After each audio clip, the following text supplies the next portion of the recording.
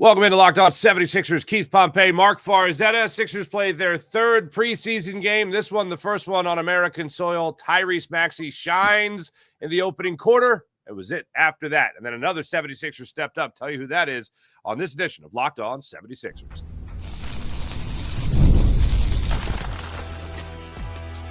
You are Locked On 76ers, your daily Philadelphia 76ers podcast, part of the Locked On Podcast Network.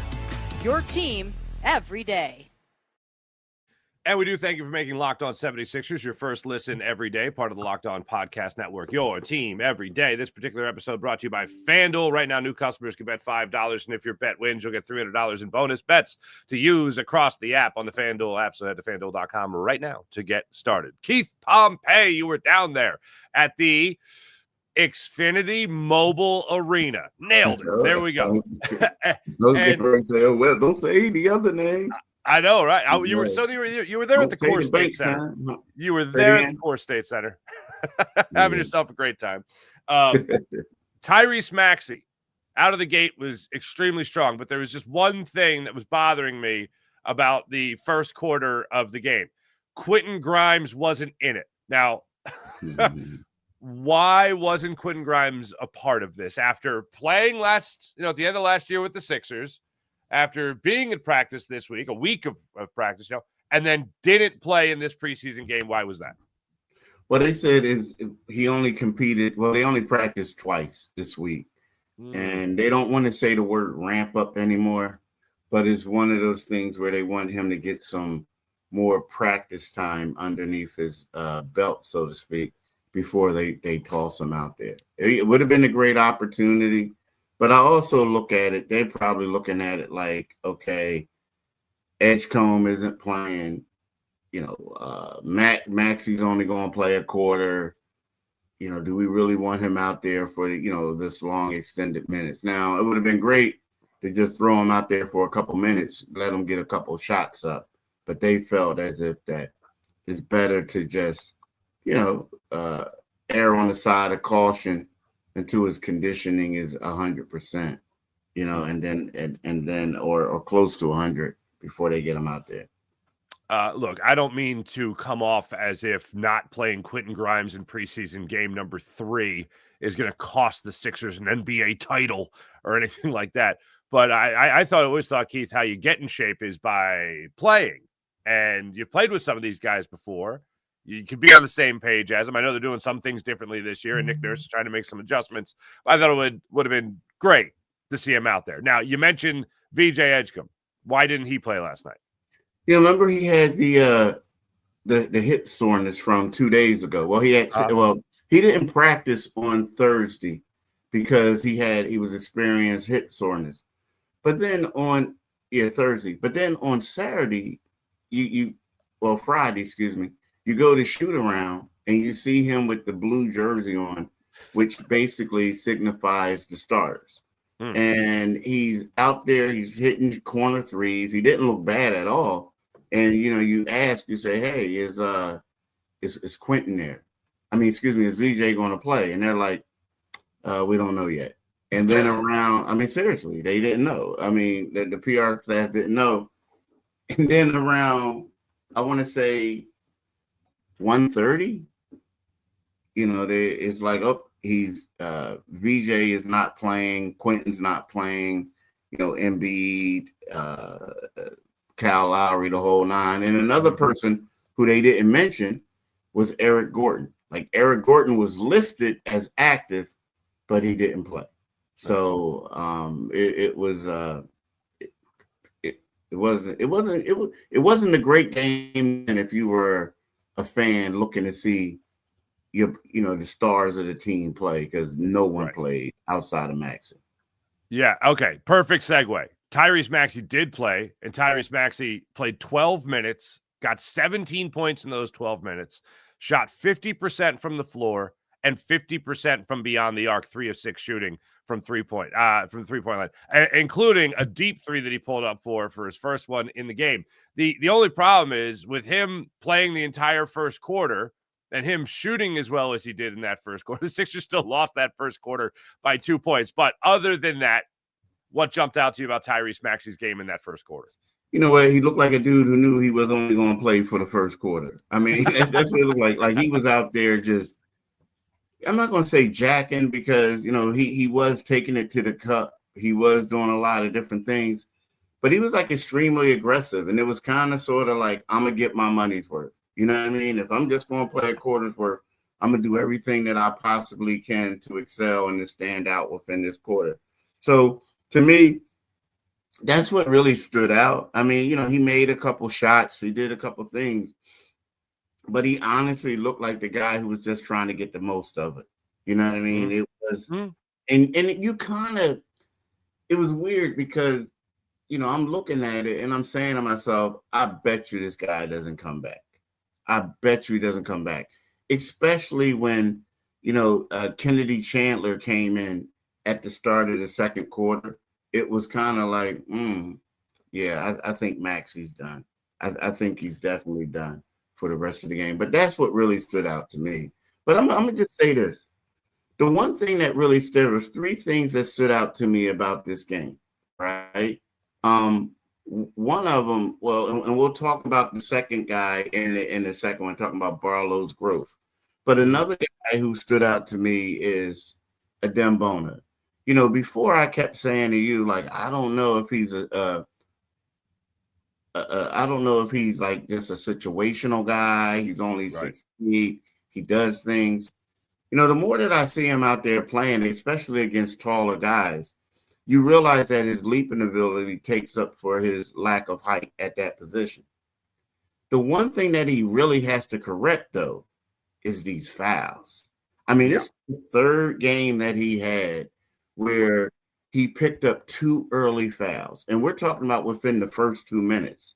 Like he picked up a foul, I believe this one, it was 1 minute and 14 seconds where he got his second foul. Now he continued to play, but then they took him out. And then he picks up his third foul with 7 minutes and 30-something seconds left in the second quarter.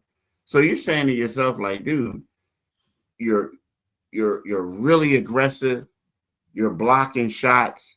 You're going to the rim, but you got to stop going after all these pump fakes. I mean, it's crazy. Like, a guy goes like this, and he's up in the air, and then he'll say, "I see the ball," and then he's swiping at the ball. And it was even at one point, like Maxey, I asked Maxey after the game, like, "What did you think about him?" I didn't say anything about the fouls. I said, "But you know, what did you think about Bona's game?" And, you know, he comes out and he says, "Oh, he played great. You know, he played great. He just got to stop fouling, though." And you're like, huh? You know what I mean? He says, you know, yeah. I think he's been playing really good. The only problem I have with Bona is stop fouling. Stop fouling, dude. Like, I understand the ball is right there. He's like, the ball is right there in front of me. So I reach. No, don't do that. But he's been doing good, really well. So, like, that's all everyone talks about. Like, he looks good.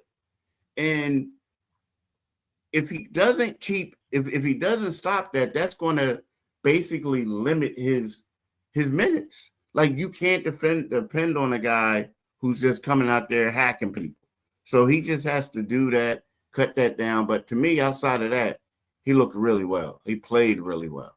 Yeah, that was when we talked about this in Summer League. I know that everyone was like, hey, if you get 10 fouls, you foul. I mean, what's the big deal? And I'm like, well, he's a younger player trying to learn how to play at the NBA level. I'd rather know that he's moving his feet. He's not reaching for the basketball. He's relying on his athleticism, which is off the charts still for, I know a guy that's not a 7-footer by any means, but still, he is a hell of an athlete. He can make up for those inches with his speed, his agility, and obviously his leaping ability. So when I was looking at him in Summer League, I'm thinking 9 fouls, that's a lot. Then I'm hearing about these practices where they're like punching each other in the face, trying to get tougher and all that. I'm like, that might not benefit Adem Bona, of all people, that's learning how to use his hands and get to the right spot on the floor and knowing when to get the hands out there. And like, look, last night, 3 blocks, for instance. But as you mentioned, 3 fouls in less than just the first half alone.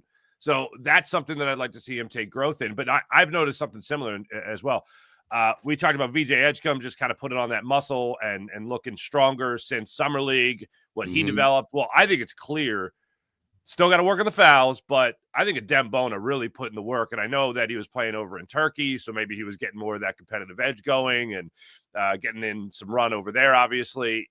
I've seen, some steps forward in terms of Adem Bona's progression to the point where, this guy could be the first guy off the bench when it comes to filling in for Joel Embiid. He could be the starter when Joel Embiid's not available and really put Andre Drummond more so in that back seat in terms of the third center on this team. Mm-hmm. Exactly. That's kind of the way that I've seen it. Now, I know you want to talk about Dom Barlow. I know I wanted to get into that as well. Some other guys that are taking steps forward for the 76ers. Talk about that and more when we return. This is Locked On 76ers. Make sure you like and subscribe to Locked On 76ers on YouTube. Back after this. And let me tell you about PrizePicks, how fantastic PrizePicks is. The times you can have. This episode, by the way, brought to you by PrizePicks. Every day we make decisions, but on PrizePicks, being right can actually get you paid. Don't miss the excitement of this football season with PrizePicks, where it's good to be right. Playing fantasy and playing other things? Fantasy? No. PrizePicks? Yes. PrizePicks is so much fun. Simple way to add more excitement to this football season, for instance, where you could pick more or less on player stat projections, like Josh Allen passing yards, Saquon Barkley rushing yards, maybe even a rushing touchdown. Just like that on PrizePicks, you're in the game. I love how quick it is. Love how you can make your lineup in under a minute. And the best part, adding stacks to PrizePicks. Stacks. So you can ride with a player and select their pass yards, rush yards, and touchdowns all in one lineup. That is stacks on PrizePicks. So much fun to follow the players on the app and copy their lineups in just one click. Download the PrizePicks app today and use promo code LOCKEDONNBA. That's promo code LOCKEDONNBA to get $50 in lineups after you play your first $5 lineup. That's promo code LOCKEDONNBA and $50 in lineups after your first $5 lineup. PrizePicks, it's good to be right. Dom Barlow jumped out there pretty nice last night. A near double-double, 12 points, 9 rebounds for him. Gets another start in the starting five for this team again. What's jumped out to you about Dom Barlow's progression, Keith? Man, this guy has really – well, first of all, we talked about him after the first preseason game being a guy who fits extremely well, right, with the 76ers. But, to me, when you look at Dom Barlow, I mean, we're talking about it. He had 9 rebounds, a team-high 9 rebounds. He ended up with a game-high 6 offensive boards. I mean, at least 3 of his baskets. Now, he shot 4 for 10 from the field, which, 40% is okay, right? But 3 of those baskets were putbacks. You know what I mean? Now, again, some people might look at it that he was a minus 21 in 29 minutes, 30 minutes, 29 minutes, 20 seconds. But at the same time, he was out there playing hard, and he was doing a lot of things. And the Sixers got boat rates, if we're going to be honest. They lost by 30. So come on now. Like, I'm not, he wasn't the only one. 8 points in the fourth quarter. They scored 8 points in the fourth quarter? 8 points in the fourth quarter, yeah. They got to score 34-8 in the fourth quarter. But yeah. But I'm looking at Dom Barlow, and he's a guy that his game has evolved a little bit. And, he's more of an all-around. He developed to more of an all-around player. He can guard multiple positions.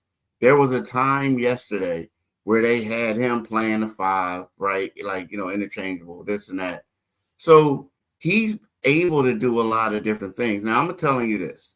In the beginning, I came out and I said, they got one standard contract left, right? And I kept saying, you got Jabari Walker. I kept thinking Jabari Walker was a guy who basically was going to be the favorite to get it. Nah, they got to give that to Dom Barlow right now, based on what he's done. Like, he's outplayed Jabari. He's out there, and I look at him. He is a great fit to play with these guys, as we said before. But at the same time, he's just bringing it, man. He's bringing it. And I just feel like him being a two-way player, like that's a waste of talent. Like you can give him the standard deal, and a guy like Kennedy Chandler say, hey, look, I mean, if you can, do you want to take this two-way? Because Kennedy has been balling, but do you want to take this two-way? But Dom is a guy I feel like, he can help him from an offensive rebounding standpoint and doing all the other things. And I get it. Jabari Walker is regarded as a better offensive player. But if you just want to base it off of what somebody has done for 3 preseason games, this dude definitely deserves to get that deal. He deserves it. And he's also a guy that was thrown into the summer league mix late. He just had a couple of more days maybe with this team. Maybe he's even further along. But one of the things I kind of jumped out to me last night, Kelly Oubre is a 3-2 chameleon type guy. He could also play 4 in the modern NBA. Barlow is the guy that I see as a 4 that can be versatile and quick if you need him to go to the center position. Not that you want him to, but down towards the end of that, like the 4 and 5, he reminds me of Kelly Oubre in terms of his versatility for a guy that could be a 4 or 5. Like that's kind of how he reminds me. That's what he makes me think of for a guy that could be playing a little bit closer to the blocks. He's got that kind of versatility, and I think he understands. Yeah, this isn't going to be like my team. So whatever they need, wherever Tyrese Maxey needs me to be, that's where I'm going to be. If a shot goes up, I'm going to be by for a tip in or a follow up. If a shot goes up defensively, I'm going to be there to rip down that board. Like he just wants to be in the right place at the right time, and then, as you said, fit in extremely well with everybody else around him. And I think he has, if not yet, for that role and what that role could be during the season, I think he is getting closer and closer to being exactly what the team would need off the bench during the season. And I think that really shows hard work in the offseason. And I think it also shows a type of mental diversity where you can be whatever the team needs you to be, especially at that 4 or 5 spot. I mean, it's crazy. I honestly think that because, we don't know what the 76ers are going to do. I mean, where they are. I don't think Paul George – I highly doubt that Paul George is going to be able to start on the 22nd. Now, again, after Thursday's practice, I was talking to Nick and asking him questions. I said, is Paul George, definitely done for the preseason? Oh, I wouldn't say that. The whole 9, he's doing certain things. But the way Barlow has been playing at this particular time, if you got to pencil him in as a starter. If in the beginning of the season, if like Embiid or George they don't play. Now, Barlow? Even if Embiid, Barlow, I think as the 4, even if I mean, here's my thing, and I don't know what Brendan Wofford's going to do. Right. But what I'm saying is, even if Paul George doesn't play, I think that I would start Barlow. And here's the only reason why. If he's an elite rebounder the way he's been doing, if he can keep up that rebounding, you already know that Maxey, Edgecombe, maybe even, Grimes are going to go out there and they're going to try to put up buckets. Even Embiid.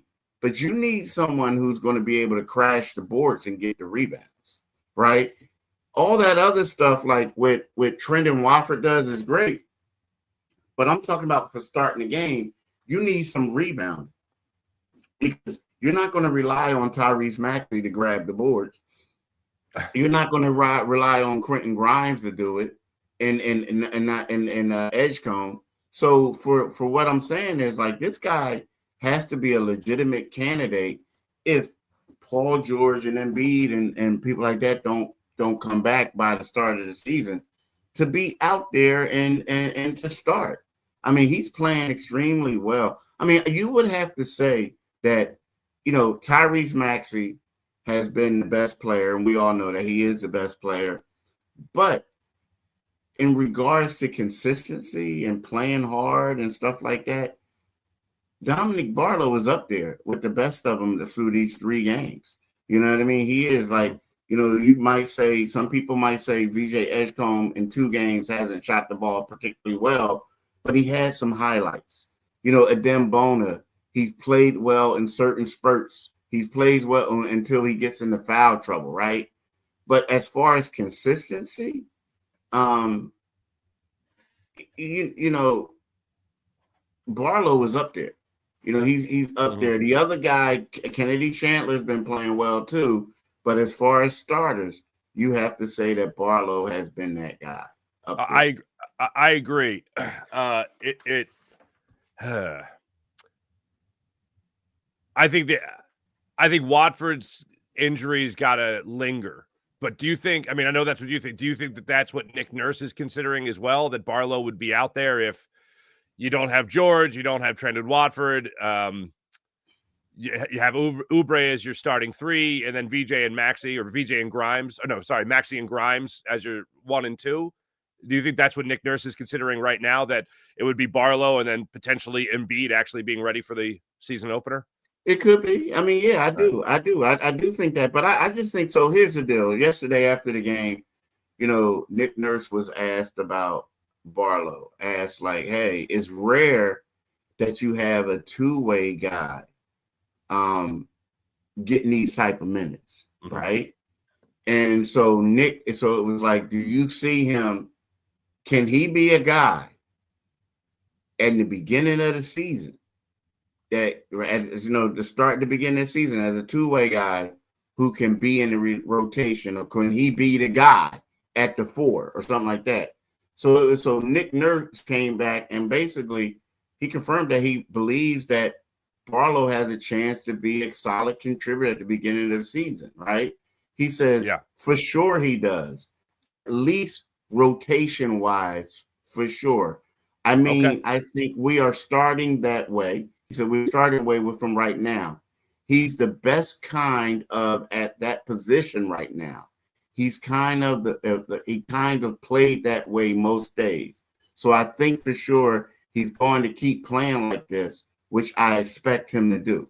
So to me, like, we're talking rotation-wise, Nick Nurse is acting like he could be more than just a rotation play, right? So to me, like, when I look at him, and again, nothing against the other guys that you have there, but I saw the way that he was attacking the basket off of missed shots and getting putbacks.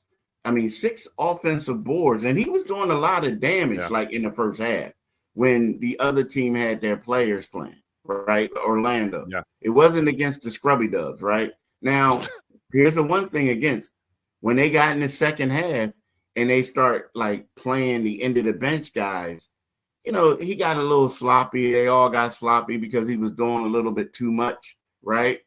But at the same time, I just feel like his element, he can knock down a shot. He crashes the boards. He grabs rebound. He plays in his lane. Like, he knows that, look, dude, I'm not the man. This ain't high school. I'm not an elite passer, not this and that, but I'm an energy guy.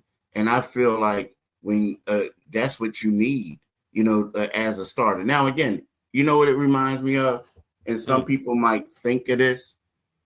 It reminds me of the 76ers, and, I know we have a young audience, but when the 76ers won the championship in 1983, they started a guy by the name of Marc Iavaroni, right? Hell yeah, they did.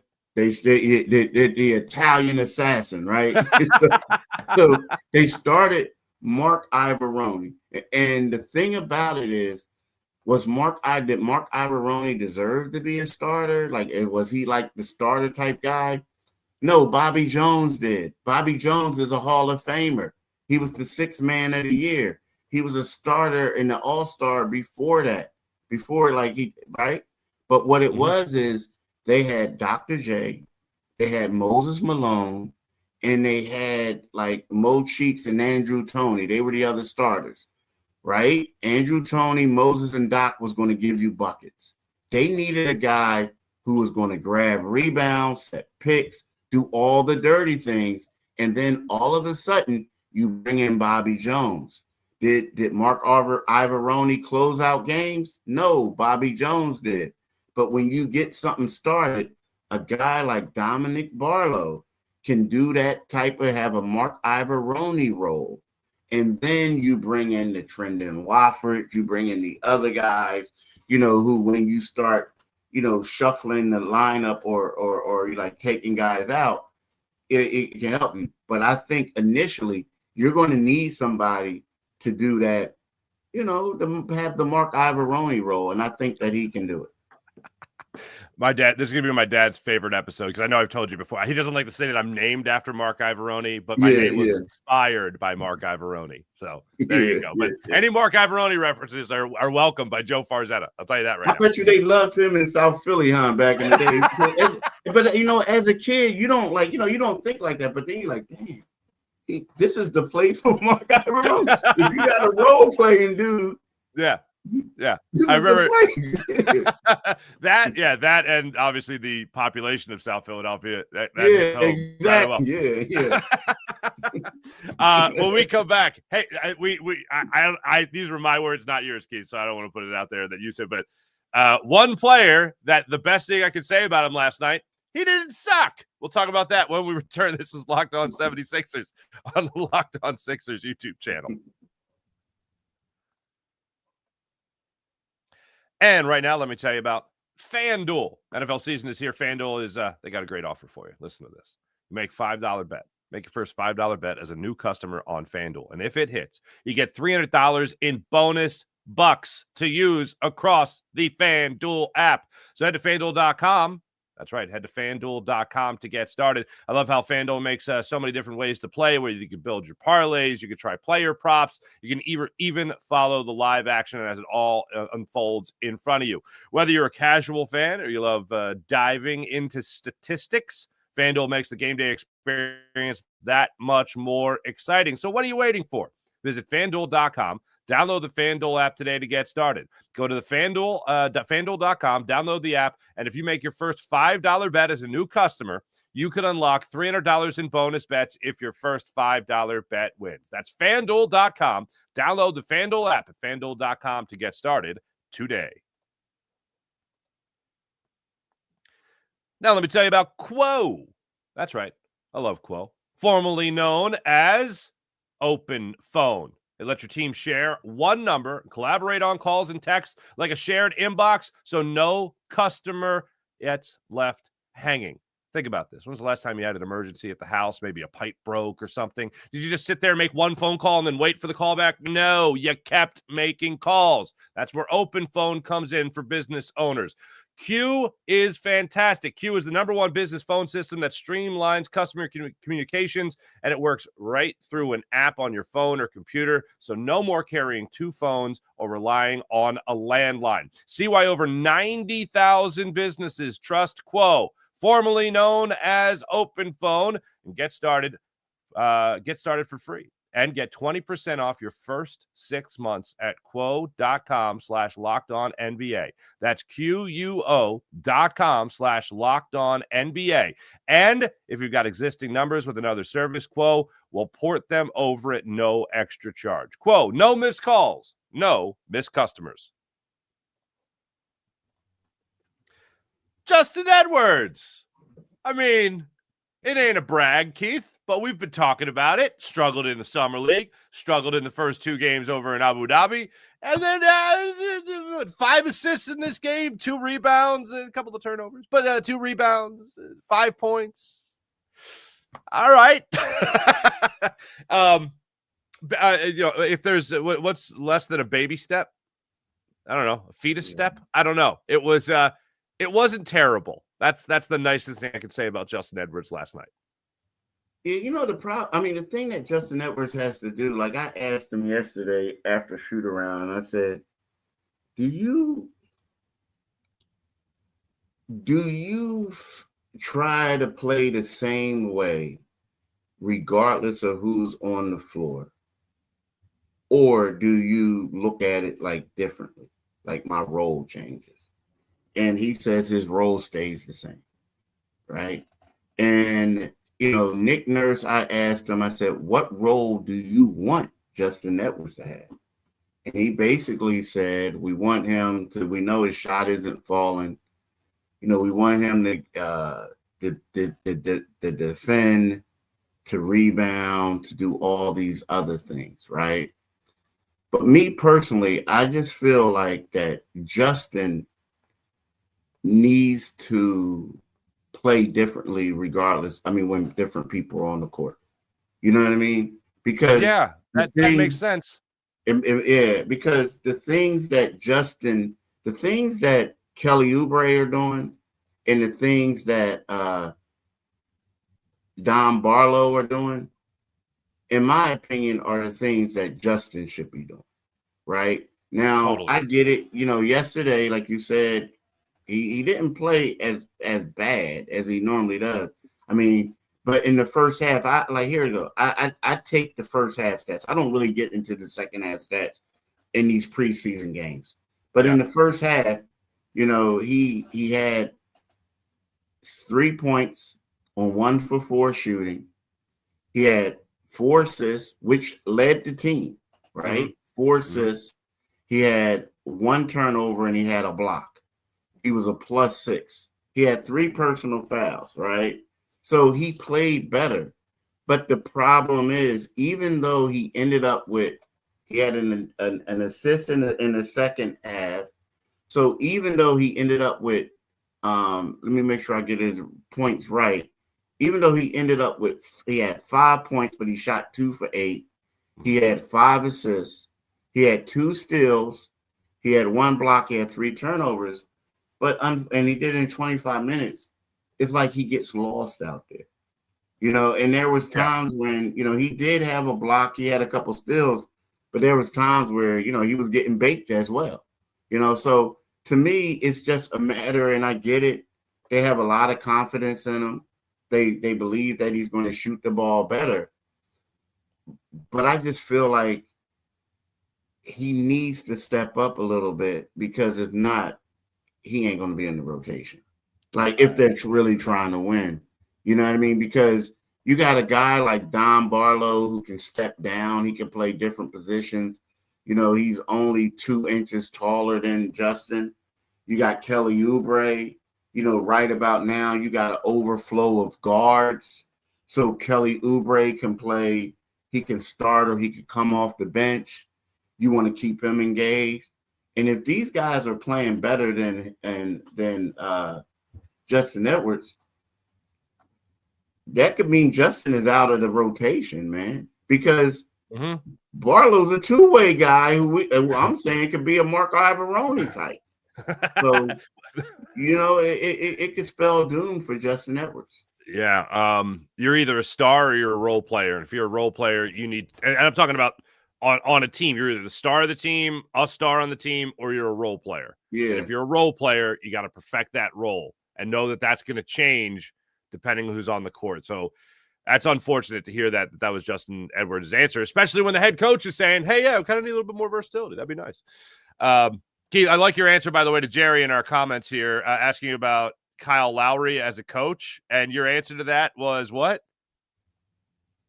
My answer is, like, you know, they call him Coach Lowry, right?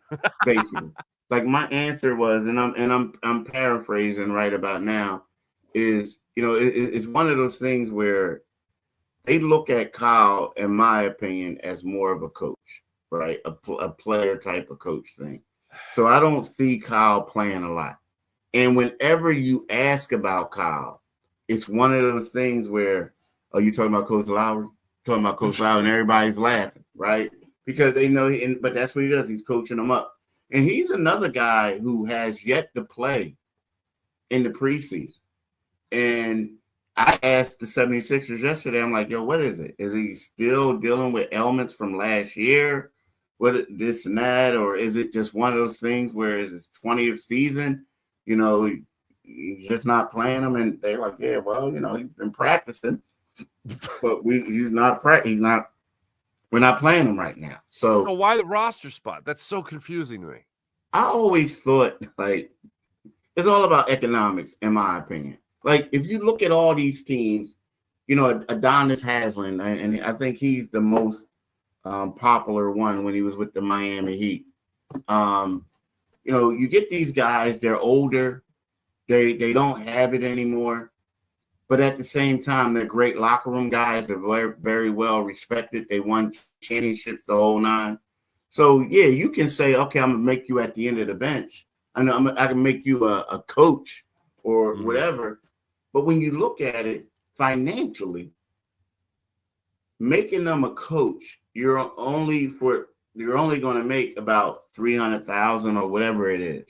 That's rough. But as a player who sits at the end of the bench on a minimum contract, you're going to make over $3 million. And and what happens is the league will pay like 2 point whatever, and then the 76ers will play 2 point whatever, and then the league will take up the other part, right? So Lowry might be actually making 3.3 or 3.5 million, but on the books is only 2.6. So it's really, they're looking at it like, we really want this guy to help lead these young dudes. So we're willing to give them 2 point such and such with a minimum, and then the league will take the rest. Now, there are some people that's going to say, yeah, but what about a young player? Yeah. You should have a young player to come in there and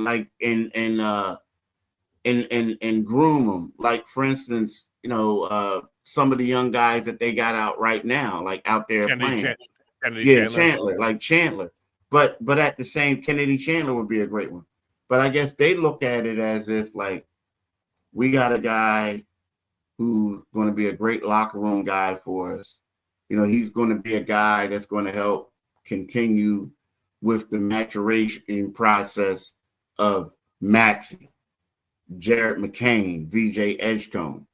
Kennedy Chandler is cool, but is he going to play? No. Is he going to be a guy that can go up to Maxey and say, hey, bro, they're playing you this way. This is what you need to do. So I feel like the teams feel like it's a really good investment. And if you look at it, look at Marquise Morris. He did the same thing for the Dallas Mavericks. He did it with the Lakers last year after he was traded. So you're getting these older guys who have a worth of knowledge. And if most of them have been on championship caliber teams. So that's what they're doing with Kyle Lowry. Coach Lowry. Coach Lowry.